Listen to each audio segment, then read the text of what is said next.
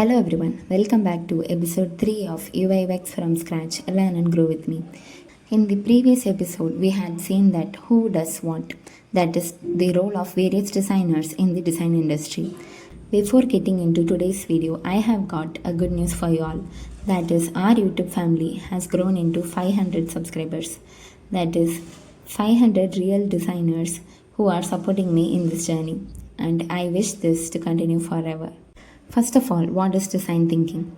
Design thinking is a problem solving approach that designers use to create solutions that are useful, usable, and desirable. It's about understanding people, their problems, and coming up with creative solutions. And what's the best part is that you can use it in your daily life and not only in the apps or in the websites. And I'll explain these 5 stages with a real world example. The stage 1 is the empathize. Empathizing means understanding the user or problem deeply. This is where you put yourself in the shoes of the user and really understand the problem. Let's say you have got classes in the morning or some personal or freelance tasks in the evening, and maybe some personal goals like workouts or learning something new in between. Every day feels rushed and you end up missing or postponing some tasks. Instead of just blaming poor time management, you take a step back and observe when exactly are you losing your time? Which tasks take more time than expected? What are the biggest distractions you have? This step is all about understanding your routine from your own perspective as a user.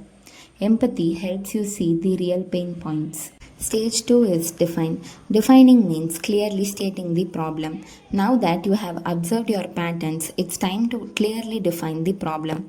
A vague statement like I don't have time is not helpful. But something like I spend too much time switching between the tasks, randomly scrolling through social media, and not following a proper plan, which leads to incomplete work by the end of the day. Now that the problem is specific, it is easier to solve. A clear problem statement makes your solution ideas more focused. And the stage 3 is ideate. Ideating means brainstorming multiple solutions without judging them. Some ideas could be creating a simple daily planner, using a timer to set focus and short breaks, prioritizing only 3 to 4 key tasks per day, setting reminders for transitions between the tasks. You don't need to pick one yet, just explore every possible angle. The more ideas you generate, the better the problem resolves.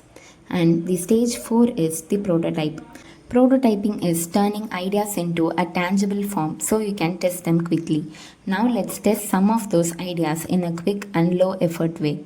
For example, you can design a small time block chart on a piece of paper or use a free Notion or Google Calendar layout. You block your day into focused chunks. Make this as your rough version, like a draft layout, to see how it fits your actual lifestyle. And the stage 5 is the test. Testing is trying to make your solutions actually work. Finally, it's time to try it out in real life. Follow your planned schedule for a couple of days and notice what happens.